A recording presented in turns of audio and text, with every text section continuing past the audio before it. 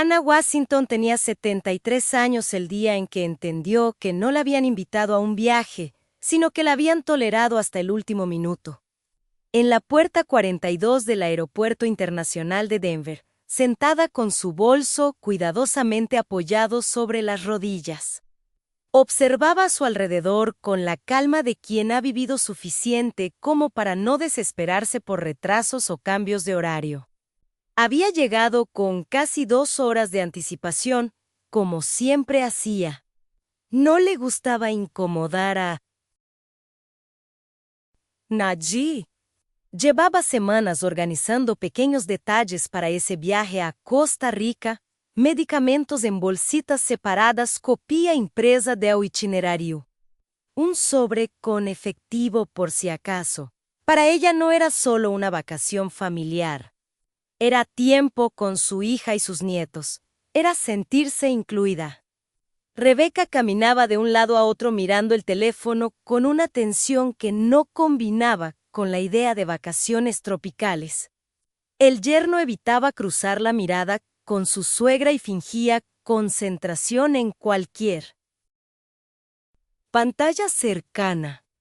La nieta Mayoere, lo suficientemente grande para percibir silencios incómodos. Observaba todo con esa mezcla de incomodidad y conciencia que solo los adolescentes tienen.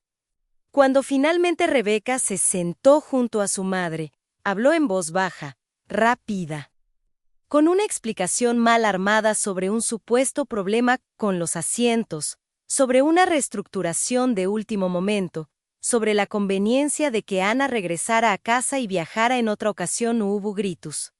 No hubo escena. Solo esa frase que cayó como algo definitivo: mamá, creo que será mejor así. Y en ese instante, Ana entendió que no era un error, era una decisión. Ana no discutió, no preguntó demasiado. A sus 73 años ya sabía reconocer cuando alguien estaba improvisando una mentira. Lo que más dolía no era quedarse sin viaje, era la forma en que le estaban descartando frente a todos, como si fuera un detalle incómodo en la planificación. Durante años había sido ella quien resolvía imprevistos, quien cubría gastos de última hora, quien reorganizaba su agenda para acomodarse a la vida de su hija. Y ahora, en un aeropuerto lleno de desconocidos, estaba siendo suavemente retirada del plan. La nieta quiso decir algo, pero Rebeca la interrumpió con una mirada. El yerno fingió revisar un correo urgente. Nadie sostuvo los ojos de Ana por más de 2 segundos. Cuando escuchó el primer llamado de embarque, Ana se levantó despacio. Abrazó a los nietos con cuidado, como si no quisiera incomodarlos. Rebeca la abrazó rápido, con esa prisa que uno usa cuando quiere terminar una conversación difícil. Hablamos cuando lleguemos, dijo, sin realmente esperar respuesta. Y así, mientras la familia cruzaba el control de seguridad, Ana se quedó del otro lado del vidrio mirando cómo desaparecían en la fila. No lloró ahí, no hizo escena. Solo sintió algo que no había sentido nunca antes, la claridad incómoda de entender que su presencia era opcional. Y esa claridad empezó a reorganizarle la memoria, como si de repente todo tuviera un nuevo significado. Ana permaneció unos minutos más sentada frente a la puerta ya casi vacía. A su alrededor, otros pasajeros se acomodaban, revisaban pasaportes, hacían llamadas rápidas antes de abordar. Nadie sabía que para ella ese no era un simple cambio de planes. Mientras observaba la pista a través del ventanal, empezó a recordar cosas pequeñas que antes había ignorado, las veces que Rebeca llamaba solo cuando necesitaba algo. Los mensajes que comenzaban con mamá, ¿podrías? Las visitas que siempre coincidían con algún gasto inesperado. No era odio, no era maldad abierta, era algo más frío, utilidad. Y esa palabra comenzó a dolerle más que el abandono. Se levantó con cuidado, tomó su bolso y caminó hacia la salida sin mirar atrás. No llamó a nadie para que la recogiera. No quería explicar nada todavía. En el estacionamiento, mientras buscaba su auto, sintió por primera vez una mezcla extraña de tristeza y lucidez. Durante años había vivido de forma discreta, casi modesta, para no incomodar a su hija con comparaciones o inseguridades. Había elegido parecer pequeña. Y en ese momento entendió que esa elección había sido malinterpretada como fragilidad. Lo que Rebeca no sabía menos y lo que nunca se había detenido a preguntar era que Ana no era una jubilada común. Y esa verdad estaba a punto de cambiarlo todo. Dentro del auto antes de encender el motor, Ana se quedó unos segundos mirando el volante. No estaba temblando, no estaba descompuesta. Lo que sentía era algo más profundo y más organizado que el simple llanto. Era una revisión silenciosa de 15 años de decisiones.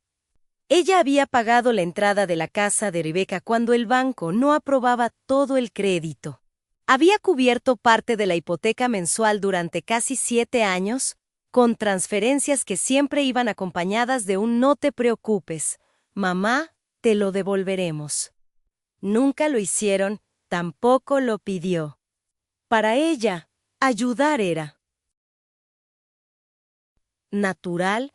Lo que no era natural era sentirse prescindible.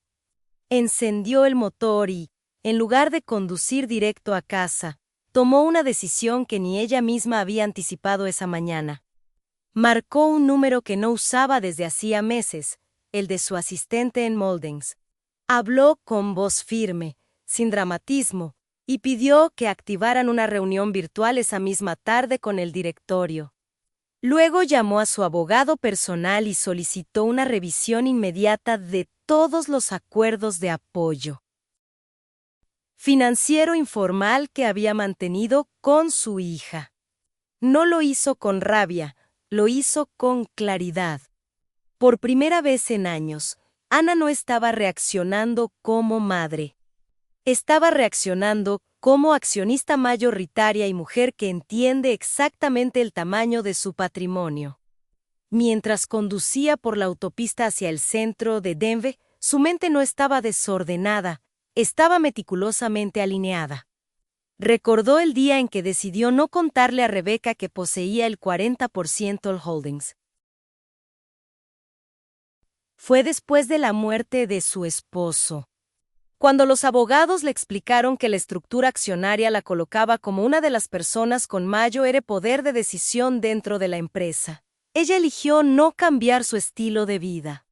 Siguió viviendo en la misma casa discreta, conduciendo el mismo sedán de siempre. No quería que su hija creciera sintiéndose comparada o disminuida. Quería que creyera que había construido su propia estabilidad. Pero ahora, estacionando frente a una cafetería tranquila. En el centro financiero, entendió algo que le costó aceptar. Rebeca no se sentía pequeña por el dinero. Se sentía cómoda por la disponibilidad. Ana siempre estaba lista para cubrir un gasto, para resolver una matrícula atrasada, para pagar una oportunidad única de viaje familiar. Más de $400.0 transferidos en 15 años. Pagos fragmentados, algunos directos al banco, otros a la escuela privada de los nietos, otros a tarjetas de crédito en momentos de emergencia. Nunca hubo un gracias profundo, solo un sabía que podía contar contigo. Y esa frase, repetida tantas veces, empezó a sonar diferente en su cabeza. Desde esa mesa en la cafetería, Con una taza de café que apenas tocó, Ana abrió la aplicación de su banco. No para comprobar su saldo, ella sabía exactamente cuánto tenía, sino para revisar el historial de transferencias hacia la cuenta de Rebeca. Las cifras no eran abstractas. Eran fechas específicas. Septiembre de 2011, $18.5 para la entrada de la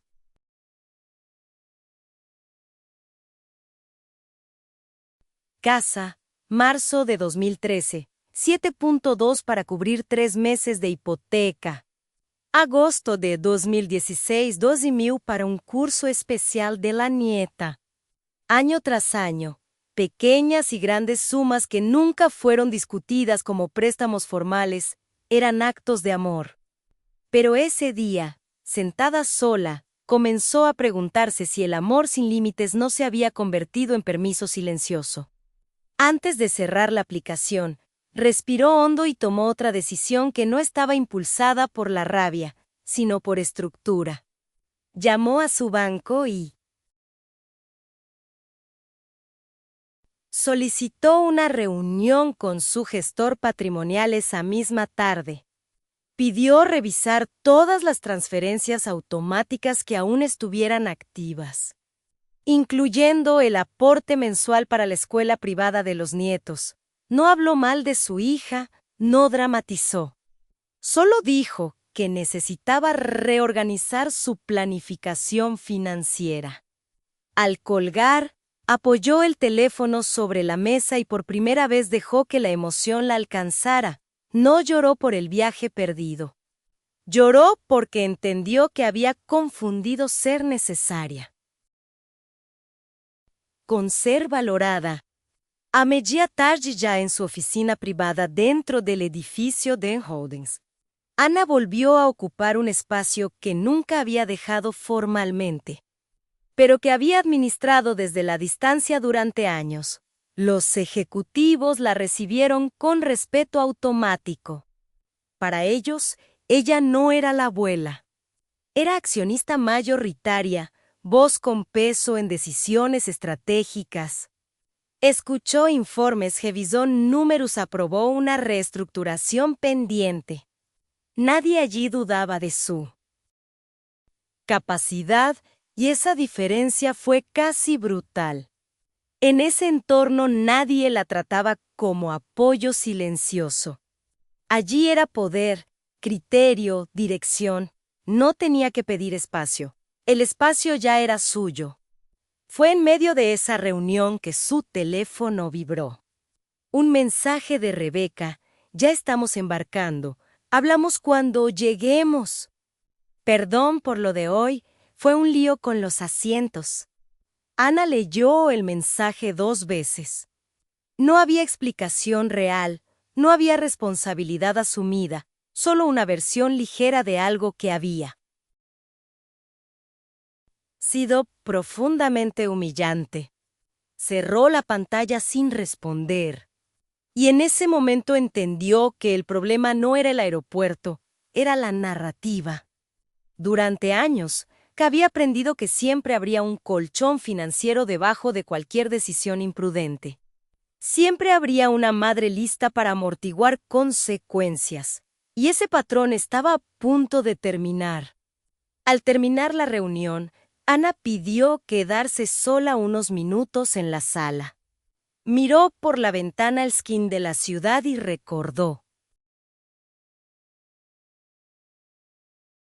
algo que casi nunca compartía. Ella había empezado en esa empresa archivando documentos, acompañando a su esposo a reuniones donde nadie esperaba que opinara. Con el tiempo aprendió cada número, cada contrato, cada riesgo. Cuando él murió, muchos asumieron que vendería su parte. No lo hizo, se preparó, estudió, tomó decisiones difíciles, construyó respeto sin levantar la voz. Y aún así, en casa, eligió presentarse como una madre jubilada con ingresos modestos. Ahora veía el contraste con una claridad incómoda. Antes de salir del edificio, llamó a la escuela privada de sus nietos. Preguntó por la oficina administrativa y confirmó algo que sabía: las cuotas estaban programadas para débito automático desde su cuenta personal. Agradeció la información y solicitó que el próximo ciclo no fuera procesado hasta nueva autorización. No dio explicaciones. No habló de conflictos familiares. Solo pidió que, en adelante, cualquier tema financiero fuera tratado directamente con los padres de los alumnos. Cuando colgó, no sintió culpa, sintió coherencia. Por primera vez en años, estaba separando amor de financiamiento. Y esa línea, que siempre había sido difusa, ahora estaba claramente trazada. De regreso en su auto, antes de arrancar, se quedó mirando su reflejo en el espejo retrovisor. No veía una mujer derrotada. Veía a alguien que llevaba años sosteniendo demasiado en silencio. Pensó en todas las veces que Viveka hablaba con orgullo de su independencia, de cómo habían logrado comprar su casa sin ayuda de nadie, de cómo administraban su vida con autonomía. Ana nunca la desmintió. Nunca dijo que buena parte de esa estabilidad estaba respaldada por transferencias constantes y decisiones estratégicas que ella misma había tomado.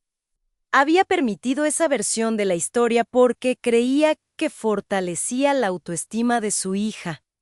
Ahora entendía que también alimentaba una ilusión peligrosa. Mientras conducía hacia su casa, el teléfono volvió a vibrar. Esta vez era la nieta. Mayo ere, abuela, ¿estás bien? Ese mensaje le atravesó el pecho más que cualquier otro. Respondió con calma que sí, que estaba ocupada, que hablarían pronto. No quería involucrar a los niños en algo que aún estaba procesando. Pero ese simple gesto confirmó lo que ya sabía. La única que había percibido la injusticia del momento en el aeropuerto había sido una adolescente. Los adultos, en cambio, habían ejecutado el descarte con una naturalidad que dolía más que una discusión abierta. Esa naturalidad fue lo que terminó de convencerla de que el cambio no podía esperar. Al llegar a su casa, Ana no encendió las luces de inmediato. Caminó despacio por la sala, dejó el bolso sobre la mesa y se sentó en el sillón que había ocupado durante años para hablar por teléfono con su hija. Ese sillón había sido testigo de cada mamá, necesito ayuda, de cada urgencia financiera, de cada crisis matrimonial que Rebeca describía esperando soluciones. Ana siempre ofrecía calma, dinero, ambas cosas. Esa noche, en cambio, decidió hacer algo distinto. Abrió una carpeta física donde guardaba copias de transferencias importantes. No era un acto de revancha. Era una necesidad de ordenar hechos para no dejarse manipular por la culpa. Mientras revisaba esos papeles, entendió que lo que había ocurrido en el aeropuerto no fue impulsivo. Fue la consecuencia de años donde la dinámica se había establecido sin límites claros. Rebeca nunca había preguntado cómo su madre podía sostener tanto apoyo sin afectar su propio bienestar. Nunca mostró verdadera curiosidad por la vida profesional de Ana, por sus inversiones, por sus responsabilidades empresariales. Para ella, su madre era una jubilada organizada con buenos ahorros. Esa simplificación era cómoda. Y si quien está leyendo esta historia ha llegado hasta aquí, tal vez también reconozca esa sensación de haber sido útil, pero no realmente visto. A veces compartir de donde se está leyendo ayuda a entender que no se está solo en ese tipo de experiencia. Cerró la carpeta con cuidado y apoyó las manos sobre ella durante unos segundos, como si estuviera sellando algo más que papeles. No sentía, sentía decepción, pero una decepción lúcida, sin dramatismo. Pensó en la imagen que Rebeca tenía de ella, una madre previsora, sí, pero dependiente emocionalmente de su rol, alguien que necesitaba sentirse necesaria. Y eso era parcialmente cierto. Durante años, Ana había encontrado sentido en resolver, en anticiparse, en cubrir huecos, pero ese día entendió que también se había acostumbrado a no exigir respeto a cambio. Y esa omisión era su parte de responsabilidad en todo lo que había ocurrido. Se levantó y caminó hasta su escritorio personal. Encendió la computadora y redactó un correo breve para su abogado solicitando formalizar cualquier apoyo futuro bajo contratos claros, si es que existía alguno. Luego abrió un documento donde empezó a listar, con fechas y montos aproximados, cada ayuda significativa que había entregado en los últimos 15 años. No era para reclamar devolución inmediata. Era para tener claridad cuando llegara el momento de hablar. Sabía que ese momento llegaría. Porque Rebeca, al aterrizar en Costa Rica, empezaría a notar pequeños cambios. Y Ana quería estar preparada para sostener la conversación sin titubear. Esa misma noche antes de cenar recibió la notificación del banco confirmando la suspensión de 2 transferencias automáticas programadas para la semana siguiente. Una correspondía a la cuota escolar y otra a un pago parcial de la hipoteca de Rebeca que aún seguía activo como apoyo temporal. Ana leyó el mensaje sin alterar su respiración.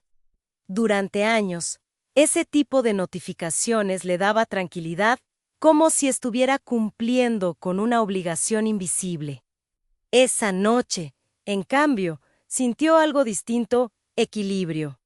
No estaba castigando a nadie.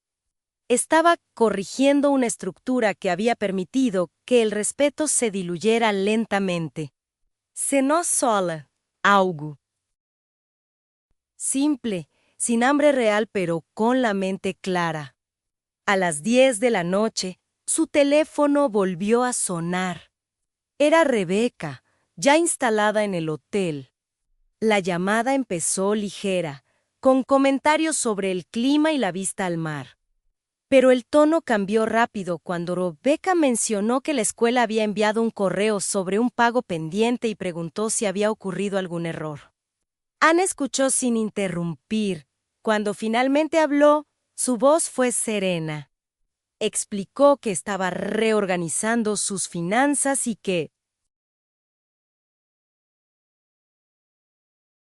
en adelante, cualquier gasto relacionado con la casa o la educación debía ser asumido directamente por ellos. No hubo gritos. Solo un silencio largo al otro lado de la línea. Rebeca tardó unos segundos en responder. No esperaba esa firmeza. Preguntó si algo había pasado, si su madre estaba molesta por lo del aeropuerto. Ana no negó que le hubiera dolido, pero tampoco centró la conversación en eso. Dijo algo mucho más incómodo, que había entendido que su ayuda había sido interpretada como algo automático, casi obligatorio, que durante años eligió apoyar porque quiso, no porque necesitara hacerlo para sentirse parte, y que ahora también estaba eligiendo detener ese flujo constante de dinero. No lo planteó como castigo, lo planteó como límite. Y esa palabra nunca había estado presente entre ellas. De otro lado, Rebeca empezó a justificar gastos, a explicar lo difícil que era mantener cierto nivel de vida, a recordar momentos donde todos se habían beneficiado del apoyo familiar. Ana escuchó sin interrumpir, no discutió cifras, no enumeró transferencias. Simplemente dijo que, A partir de ese momento, la responsabilidad financiera debía coincidir con la narrativa de independencia que su hija siempre defendía. El silencio que siguió fue más pesado que cualquier discusión. Por primera vez, Rebeca no estaba hablando con una madre disponible. Estaba hablando con una mujer que entendía exactamente cuánto valía su patrimonio y cuánto costaba el respeto. Después de colgar, Ana no sintió alivio inmediato. Sintió algo más complejo, una mezcla de tristeza y dignidad recuperada. Se sentó nuevamente en el sillón de la sala y dejó el teléfono sobre la mesa. Sabía que esa conversación marcaría un antes y un después. No esperaba que Rebeca reaccionara con comprensión instantánea. De hecho, sabía que vendrían reclamos, quizás acusaciones de frialdad o egoísmo. Pero también sabía que, si retrocedía esa noche, el patrón se consolidaría para siempre. Y ya no estaba dispuesta a vivir el resto de su vida bajo una dinámica donde su valor estaba atado a su cuenta bancaria. Antes de irse a dormir, recibió otro mensaje.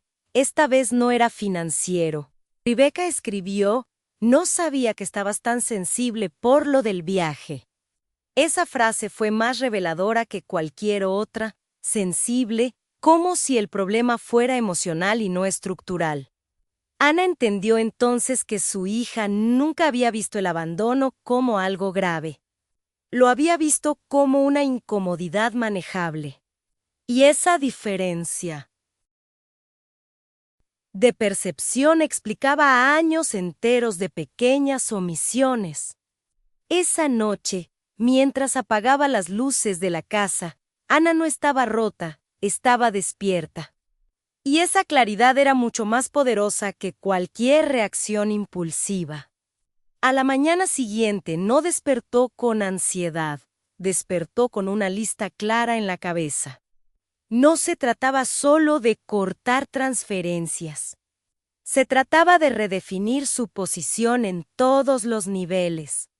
Se duchó, se vistió con ropa que no usaba para reuniones familiares, sino para juntas ejecutivas. No buscaba impresionar a nadie, pero sí recordarse a sí misma quién era fuera del rol de madre. Mientras tomaba su desayuno, revisó el correo y confirmó la reunión extraordinaria del directorio para esa tarde. Durante años había delegado su presencia activa en la empresa, confiando en que todo marchaba bien. Ese día decidió volver a ocupar su lugar sin intermediarios. Antes de salir, hizo una llamada más, una que llevaba tiempo posponiendo. Contactó a una empresa de bienes raíces de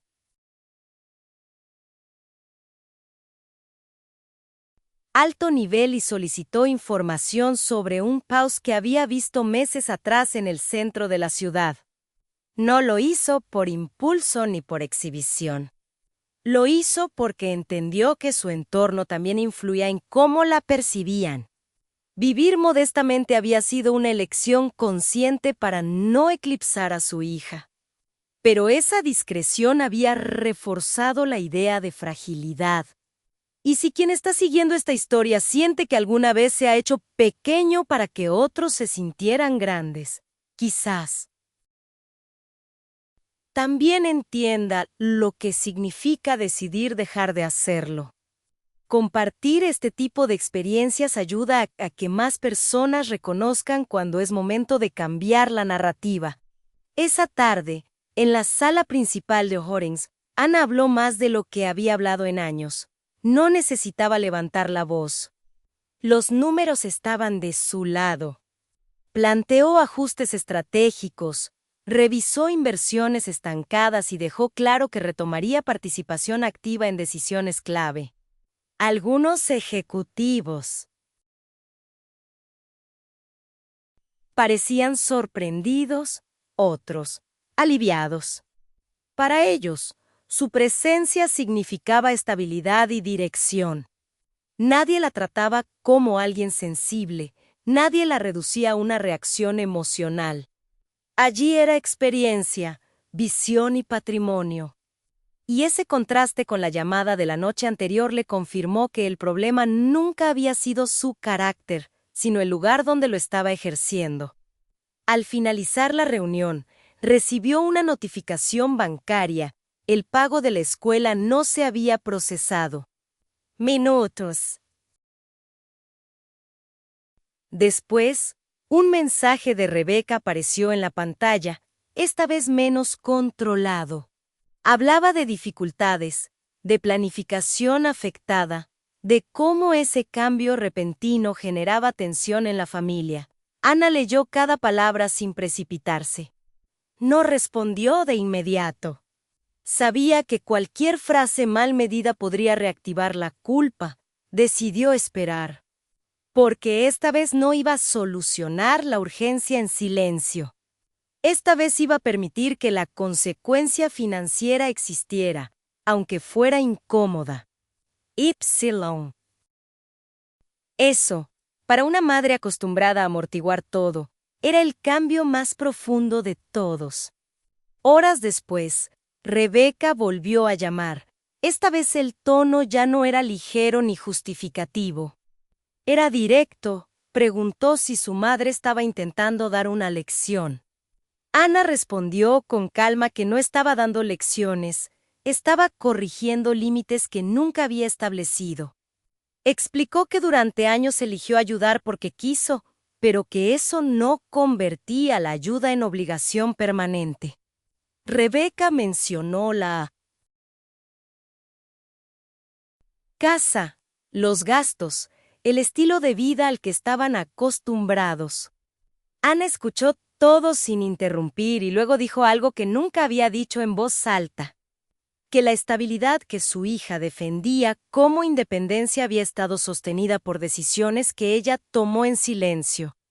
Fue entonces cuando Ana reveló lo que Rebeca jamás se había detenido a preguntar. No habló con tono de superioridad, sino con datos concretos. Le explicó que no era una jubilada viviendo de ahorros limitados. Que poseía el 40% de Ensholdings, que tenía propiedades generando renta constante, que su patrimonio no estaba en cientos de miles, sino en decenas de millones. Hubo un silencio largo al otro lado de la línea.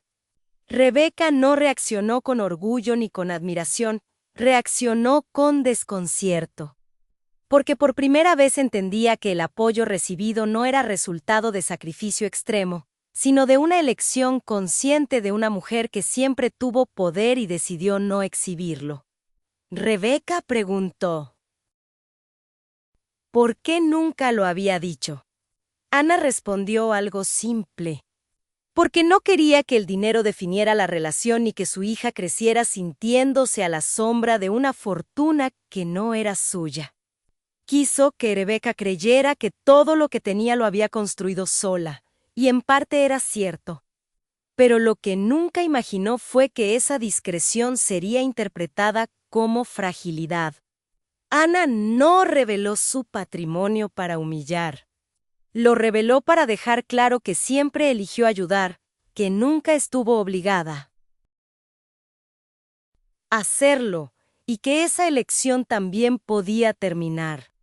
Esa diferencia entre deber y querer era lo que Rebeca nunca había entendido. La conversación no terminó con reconciliación ni con ruptura dramática, terminó con algo más real: tensión. Rebeca necesitaba tiempo para procesar que la narrativa familiar había cambiado, Ana también. Pero esa noche, al colgar, Ana sintió algo que no había sentido el día anterior en el aeropuerto: control. No sobre su hija, sino sobre sí misma. Ya no estaba reaccionando al abandono, estaba actuando desde claridad. Sabía que habría ajustes, incomodidades, quizás reproches prolongados. Pero también sabía que, por primera vez en años, Su identidad no estaba limitada al rol de respaldo financiero invisible. Y eso no tenía precio. 2 días después, Anna firmó la reserva del Pause en el centro de Denver. No era un gesto impulsivo ni una exhibición pública. Era una decisión coherente con la vida que realmente tenía y que había mantenido en segundo plano. El lugar tenía ventanales amplios, seguridad privada y una vista que no necesitaba justificar ante nadie. No compró el apartamento para provocar a su hija.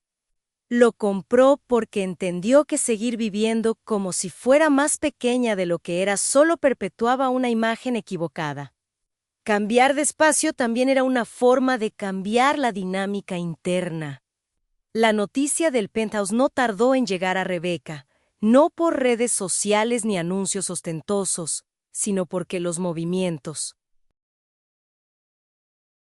financieros de ese tamaño son imposibles de ocultar cuando se comparten asesores contables. La reacción fue mezcla de sorpresa y molestia contenida. Pero Anna ya no se sentía responsable de administrar las emociones adultas de su hija.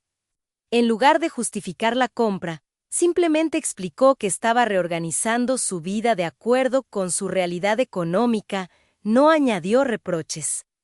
No recordó el aeropuerto, porque el punto no era castigar.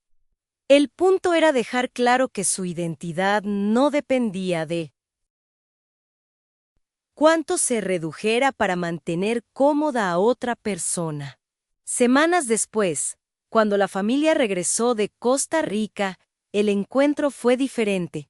No hubo escena dramática ni abrazo exagerado. Se sentaron en la nueva sala del PET, con la ciudad extendiéndose detrás de los ventanales. Rebecca miraba el espacio con una mezcla de orgullo tardío y desconcierto.